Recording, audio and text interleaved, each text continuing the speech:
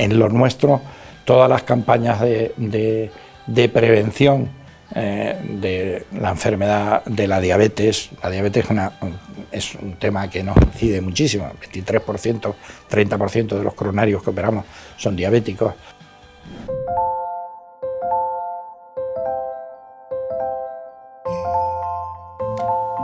Hoy nos visita en este plató de Medicina Responsable el jefe de Departamento de Cirugía Cardiovascular del Ruber Internacional, el doctor Enrique Rodríguez.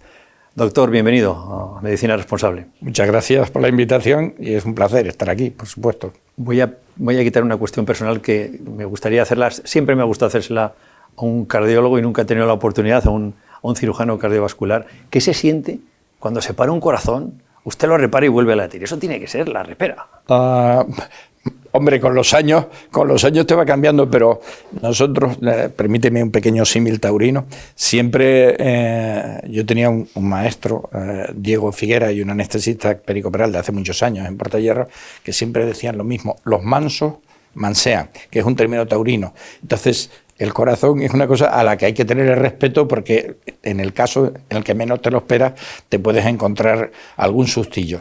Pero hombre, sigue emocionando, porque el corazón se para y luego tiene que arrancar, y arranca.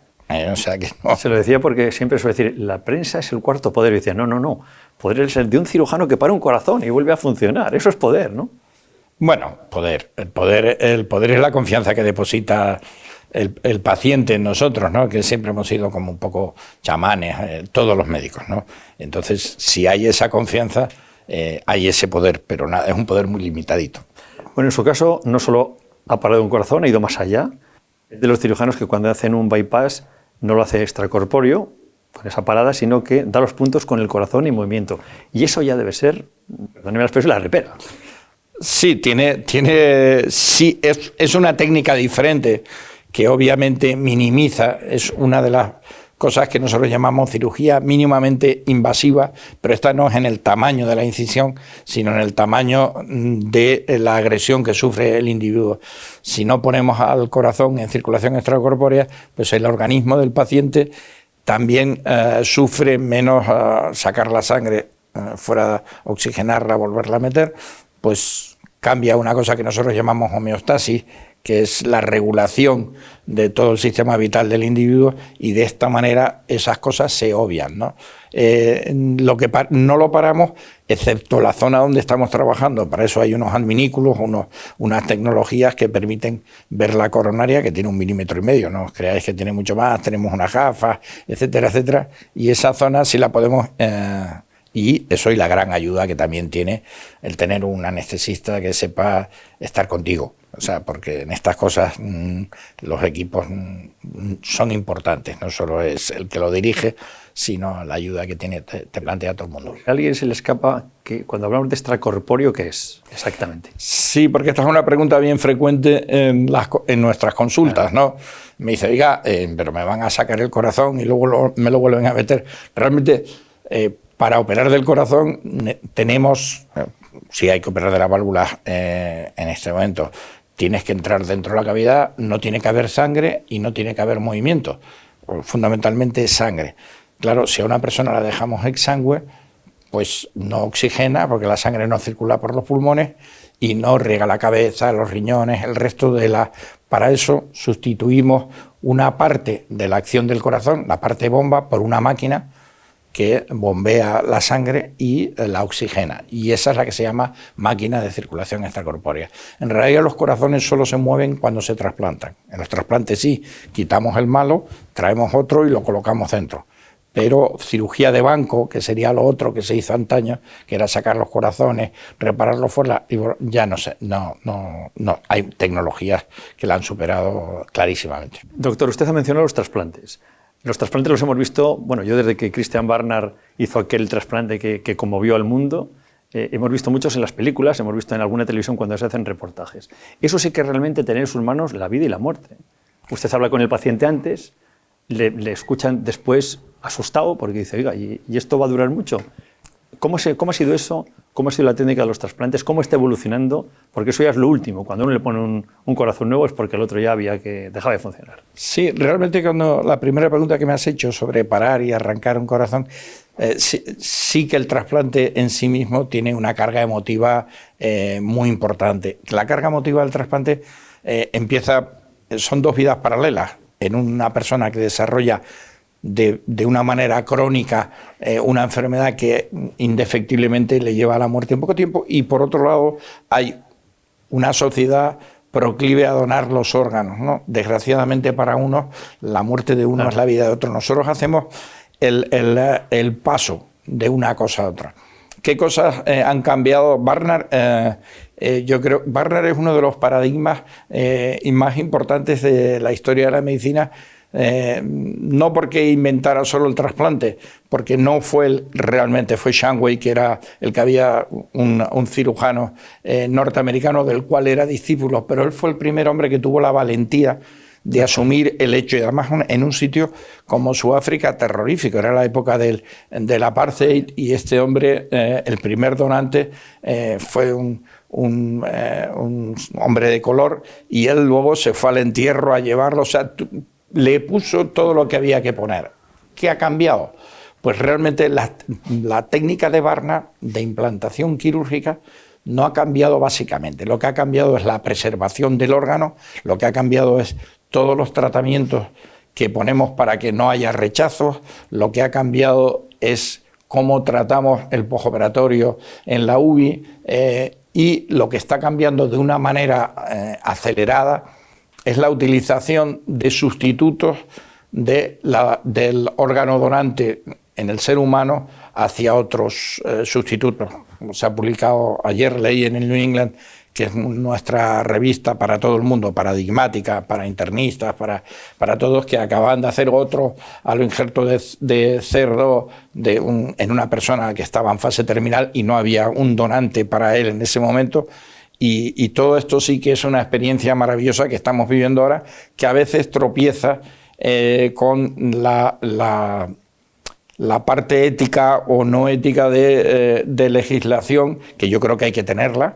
Claro. Hay que tener cuidado con los transgéneros cuando estamos hablando de animales o no animales, pero eso también va a ser un mundo súper apasionante para el futuro, porque no siempre el corazón artificial, con el que he trabajado también. A eso le iba a preguntar. ¿Vamos hacia un corazón artificial que nos complique menos la vida y haga durar más el corazón, que sea más fácil de reparar? Los corazones artificiales que tenemos hoy en día ya son muy cercanos a a esa perfección que puede dar una máquina. Sigue teniendo grandes inconvenientes. Lo de la alimentación de la energía es lo que mejor se está solucionando. Ya la gente carga un móvil poniéndolo encima de una placa o en el coche sin necesidad. Eso va mucho más rápido, pero sigue teniendo problemas serios de utilización de materiales que con el tiempo dentro, anticoagulación, etcétera, etcétera. Y la adaptación en los corazones fisiológicos, digamos, sean de animales, de células en el futuro con otros sustratos, tienen un comportamiento, una manera de contraerse que es una maravilla de la naturaleza. Un médico español que vivía y que además era un médico de familia, que trabaja, que hizo un estudio que a todos los americanos les volvió locos, de cómo es la cinta con la cual se ha desarrollado embriológicamente el corazón, y la forma que tiene el corazón sano de contraerse en sí mismo es de la mayor eficiencia, quiero decir, y encontrar eficiencia en el corazón es muy importante, porque vivimos en una sociedad donde ya una persona de 85, de 90 años quiere calidad de vida. Ya hay quien se sube al Himalaya con 80 y tantos años. Y para eso es necesario no solo no morirse, sino tener una buena calidad de vida. Si no, poco merece la pena las cosas. Me gustaría que nos explicara cómo es la relación con ese paciente al que usted le dice, bueno, se tiene que hacer un trasplante porque si no, no hay esperanza de vida, tiene sus riesgos. ¿Cómo lo reciben? ¿Cómo se lo explica usted? ¿Cómo es esa relación tan cercana médico-paciente donde uno se juega la vida y otro se la tiene que dar? Mira, en general, te he tratado de tú, pero bueno, en general... Estamos en casa. Sí, en general hay dos tipos de pacientes en el mundo al que yo tengo acceso, que es el mundo de los quirófanos y alrededores, que en general no protestan ni se asustan tanto cuando les pides que hagan algo. Uno es el paciente oncológico, porque la palabra cáncer y tratamiento es cáncer y me tienen que hacer algo, es algo que tiene aceptado la sociedad. El enfermo crónico de corazón se encuentra cada vez peor. Su susto no es cuando se lo dice, su susto es cuando él sabe que pasan los meses y no está llegando lo que él está esperando por llegar. El enfermo que más difícil lo acepta es aquel que tiene un infarto, se le cierra una coronaria y entra en una fase que llamamos nosotros de shock cardiogénico. Se le muere tan parte del corazón, aunque todavía está vivo, y hay que trasplantarlo, si no se muere. Y ese, pues lo primero, como todo, quiere negar hasta que se ve tan malo que no puede con ello, quiere negar, pero bueno, si tengo 40 y tantos años, ¿cómo me puede ocurrir a mí esto? Pero bueno, en la medicina no solo es tecnología, también es relaciones humanas, ¿no? Y esto es una de las pocas cosas que tienes que aprender cuando eres residente, cuando estás estudiando medicina, ¿no? Vamos a la tecnología porque yo recuerdo hace unos años cuando se hacía una operación a corazón abierto. Parecía una sangría aquello porque no había lo que hay ahora. Es decir, la tecnología ha avanzado tanto que probablemente ha hecho que usted trabaje de otra manera y que haya procedimientos ahora, desde los stent, el corazón en 3 dimensiones, medicamentos que hace que las coronarias se limpien a través de fármacos. ¿En qué ha cambiado su profesión? ¿Cómo se vive en este momento? ¿Y cómo cree que va a ser en los próximos años con todo lo que está sucediendo tecnológicamente y farmacológicamente en su mundo? Bueno, la aspiración máxima que tiene la medicina, yo ya cumpliendo años, es que no haya, que se pueda solucionar con fármacos, incluso con manipulación. Nos ha pasado con las vacunas ahora. Sí. Nadie hubiera esperado que algo que era manipular el ARN de algo que te iban a meter eso, ni los que estábamos ahí en la cabeza nos podíamos imaginar que iba a ocurrir en poco tiempo, y eso ha empujado muchísimas cosas en el ámbito de la medicina. Por ejemplo, yo tomo estatinas, pero las he dejado de tomar hace 8 meses, porque ahora tienes unos anticuerpos que te los pinchas monoclonales y te baja el colesterol, y etcétera, etcétera. Todo eso ha empujado, es como si tuviéramos donde van los niños a saltar, que está lleno de bolas.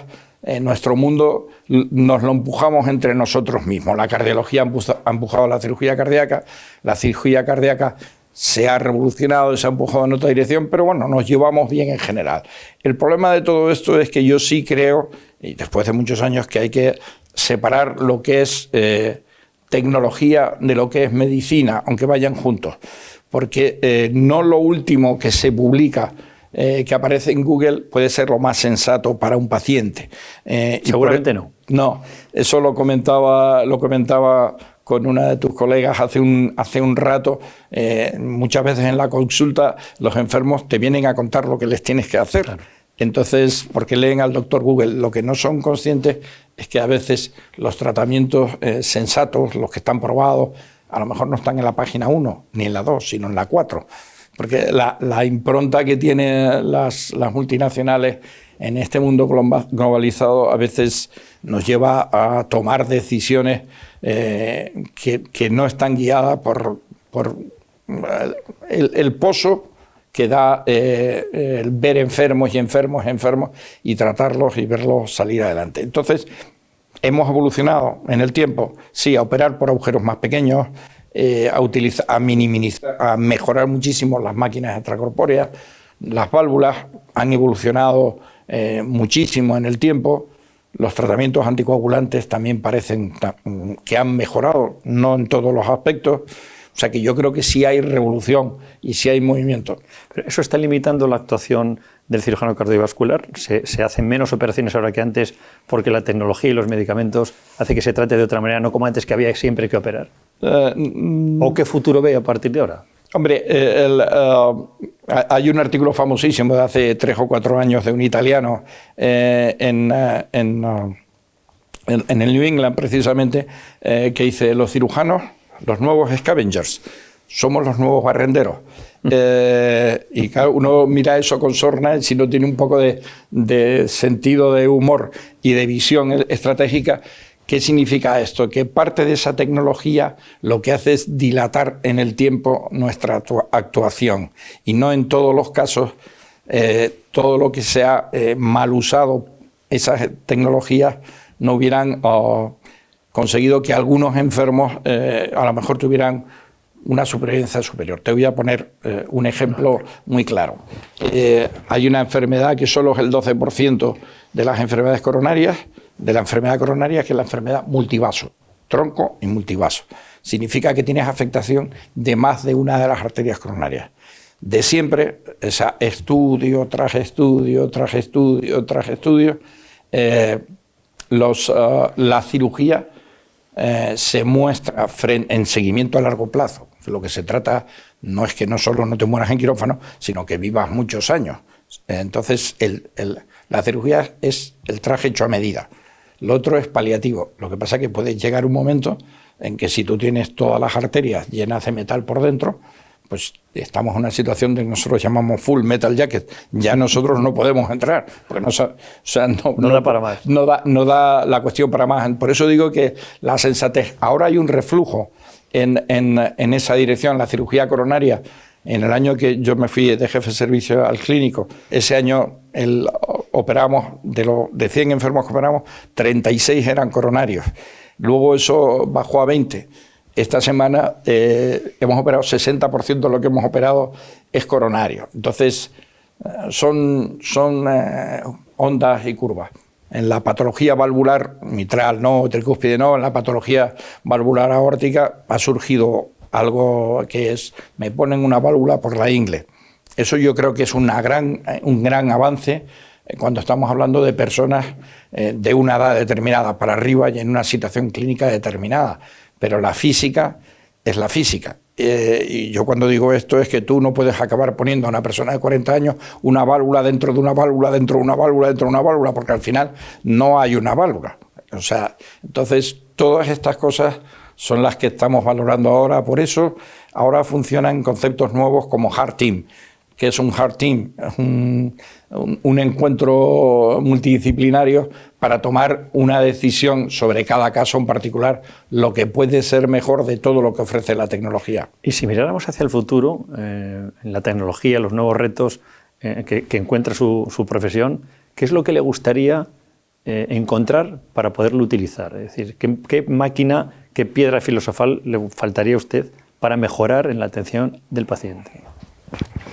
Bueno, hace poco estuve entrevistándome con una persona que me impresionó muchísimo, una mujer de Cuenca que dirige un laboratorio de 20.000 ingenieros trabajando en inteligencia artificial.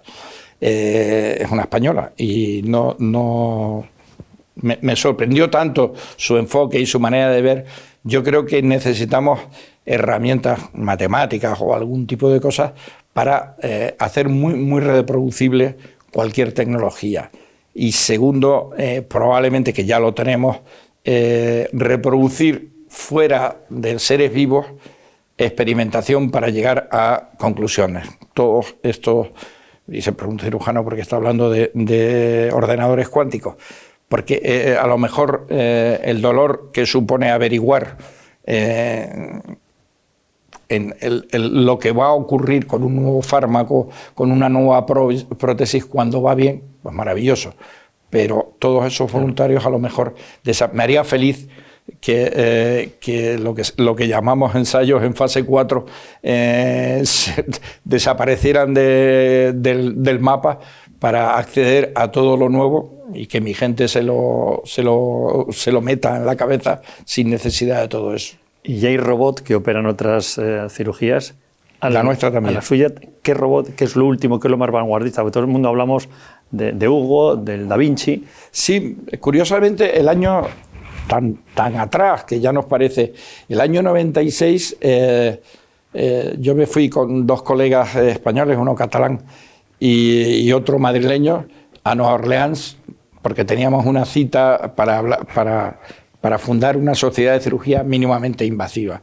Y el Da Vinci lo acababa. El Da Vinci, no sé si lo habéis hablado, nace... Sí. Lo tenemos en nuestra plataforma y hemos hecho un ejemplo. Hemos estado en un hospital viendo cómo lo utilizaba. Bueno, pues el Da Vinci es una necesidad que siente el ejército norteamericano en las guerras. No sé si te lo han contado eso. ¿Oh? Pues surge, como en la NASA, el reloj, surge porque Denton Cooley, el paradigma de la cirugía cardíaca en la historia cardíaca, fue médico militar. Y claro, las heridas cardíacas, las heridas en el hígado, todo esto en el frente, pues se cargaban cirujanos espectaculares. Entonces, la idea era que hubiera una tecnología que pudiera estar a 30 o 40 kilómetros del frente sin que cayeran las bombas encima de los cirujanos, no porque fuéramos especiales, sino porque formarse un cirujano es más complicado de lo que parece. Y eso se fue desarrollando. Y en cirugía cardíaca tuvo un primer impulso muy importante, pero no hay algoritmos matemáticos suficientes.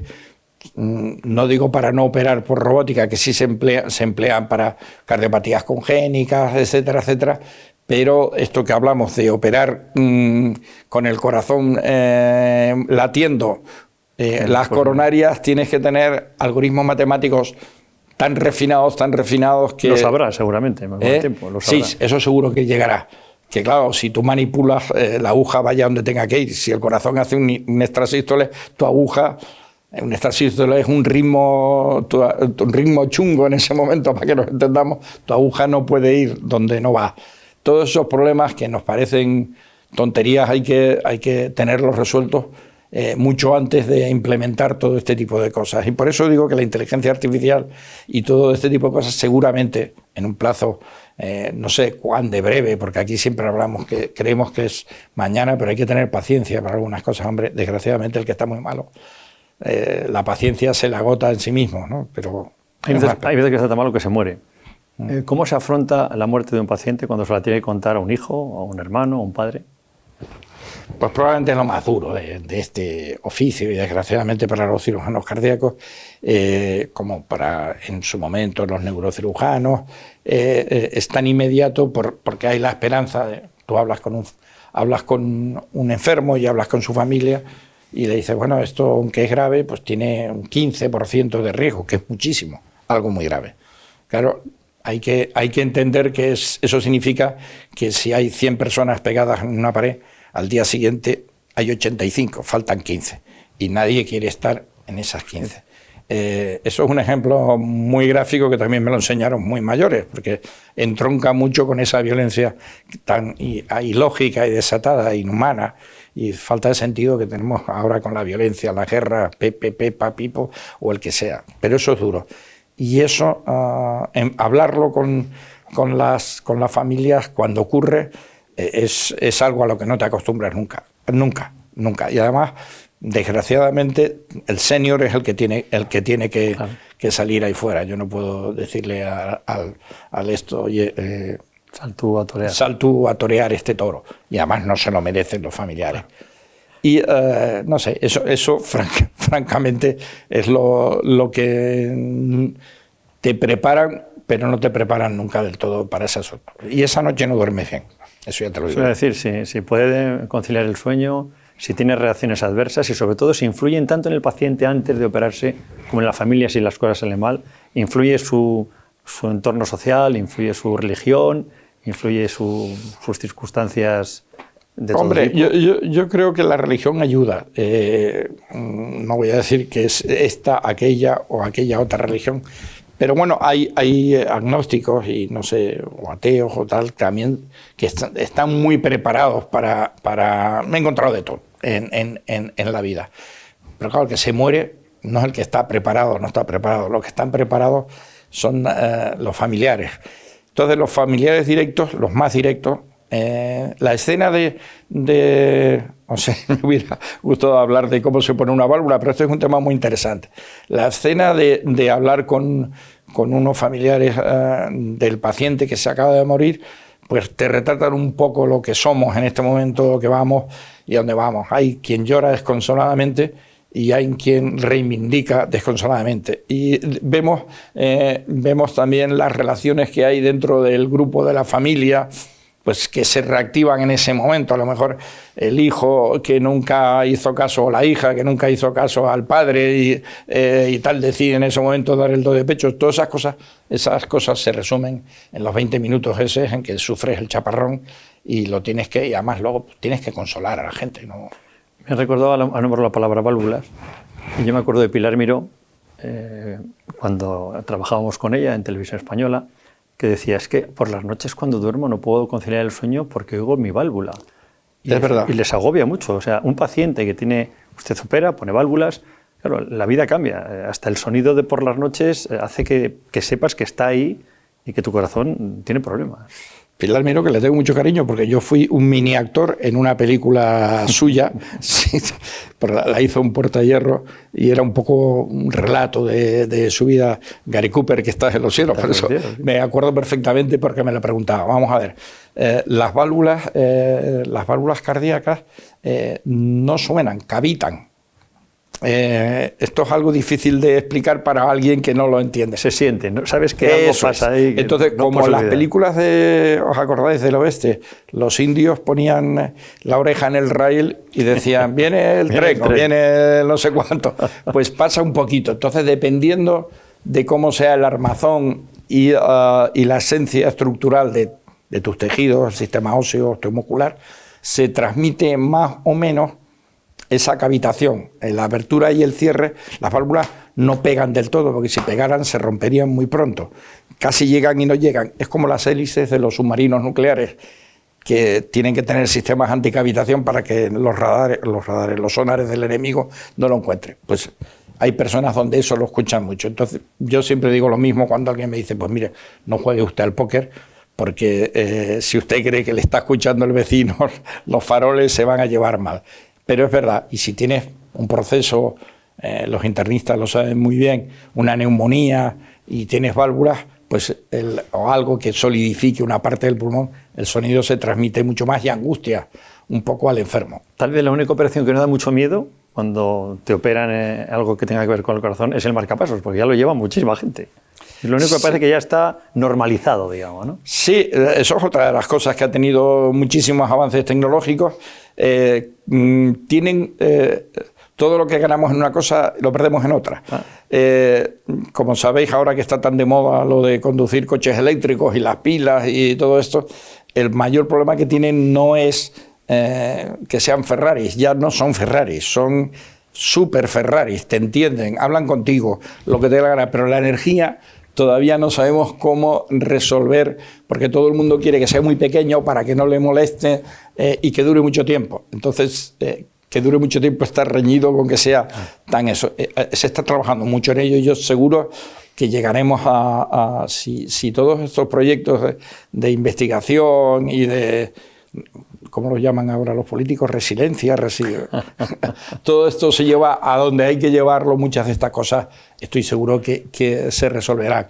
Los marcapasos ayudan a un porcentaje grandísimo de la población y además ayudan a otras cosas que es muy interesante, porque hablas con los enfermos. Una de las cosas que les cuento en la consulta cuando digo, mira, pues hay que ponerte un marcapaso y tal, y, bueno, ¿y luego qué voy a notar? Digo, mira, esto no te lo puedo jurar, pero te vas a tener más memoria, vas a tener una sensación de que te quedas más joven. ¿Por qué? Porque cuando el ritmo cardíaco está alterado, el riego de la cabeza es peor. Entonces, en las personas muy mayores, eso se nota, lo notan al día siguiente, claro, que se acuerdan de cosas, que ya no se enfada tanto la mujer con él porque se le olvida. Esas cosas son tan importantes, ¿no? Ya no veremos en la playa un bulto así, sino que cada vez será más pequeñito. Sí, además cada vez son más pequeños, pero con esta cosa que te digo también hay que tener en cuenta. De hecho, lo más paradigmático son los desfibriladores implantables. Ya sabéis que hay un aparato que hace de marcapaso y que cuando tienes una arritmia, lo mismo que en los centros comerciales hay lo de que te pone la descarga, esta te la da dentro en personas, eso se llaman DAI resíncro. Cuando yo empecé a poner en Puertahierro hace muchos años, eran unos mamotretos que, claro, daba la sensación. Ahora las pilas son bastante más pequeñas, las colocamos subpectorales, la gente hasta puede cazar. Hombre, les pedimos que pongan en el otro lado, pero es así. Bueno, una última cosa, doctor. 5 recomendaciones para no tener que visitarle. Vamos a ver, caminar. Caminar es un tema muy importante. Para no visitarme a mí, en general, para visitar a los enfermos.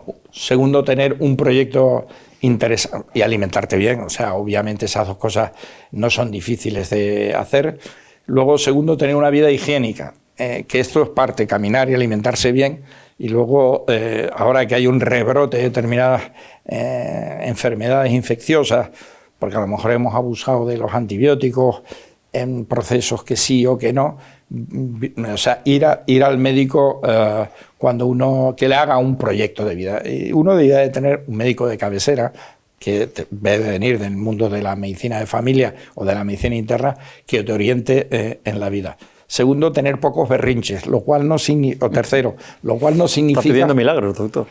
No, hay veces... Yo tenía un amigo que me dijo un día... Yo tuve un infarto hace 23 años y aquí sigo y he estado operando. Y me dice, aquí que tú lo que tienes que aprender es que ante una situación difícil que te tienes que cabrear con alguien, es que el que acabe cabreado es el otro. Y no tú. Eso es un tema importante para este tipo de enfermedades. Y luego aceptar unos hechos. Por ejemplo, lo mismo que se estropean las rodillas o las caderas, que estamos programados para vivir la edad fértil de los mamíferos. Y vivimos más del doble en este momento. Y que hay cosas como una rodilla, como una válvula, que de tanto abrirse, pues hay que cambiarlas. Y entonces hay que estar al loro de esas cosas para seguir viviendo años. Y por supuesto, en lo nuestro, todas las campañas de prevención de la enfermedad de la diabetes. La diabetes es un tema que nos incide muchísimo. 23%, 30% de los coronarios que operamos son diabéticos. El abuso de las grasas, etcétera, etcétera. Estoy seguro que habrá muchísima menos enfermedad cardiovascular en el futuro. Como he hablado que tenemos un periodo ya de gratis, digamos, en la vida, porque no nos corresponde tanto, yo tengo un buen amigo, el doctor Bufala, asesor de esta plataforma, Medicina Responsable, que dice, estamos en lo mejor de lo peor, por lo tanto disfrutemos, ¿no?, de esta época también que nos toca vivir. En su corazón bien, ¿no? ¿Se pasó? Sí, goza de buena salud. Afortunadamente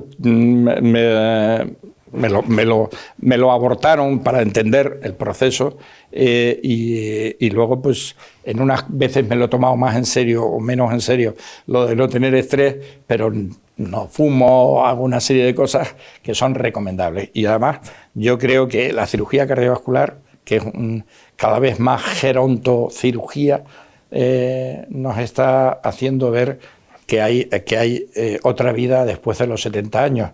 Y que probablemente no hay que jubilarse tan pronto para seguir teniendo buena salud, a pesar de lo que piensa muchísima gente. Porque la cabeza hay que usarla, por ejemplo. No sabe la moral que me da aquello después de los 70 años. Esperamos llegar bien. No sé, ahora la edad que han puesto. Muchísimas gracias, doctor Rodríguez, por estar aquí con nosotros. Ha sido un placer tenerle. Gracias a ti y gracias a vosotros. Esperamos verle más a menudo. De corazón. Muy amable, muchas gracias. En la medicina no solo es tecnología, también es relaciones humanas, ¿no? Y esto es una de las pocas cosas que tienes que aprender cuando eres residente, cuando estás estudiando medicina, ¿no?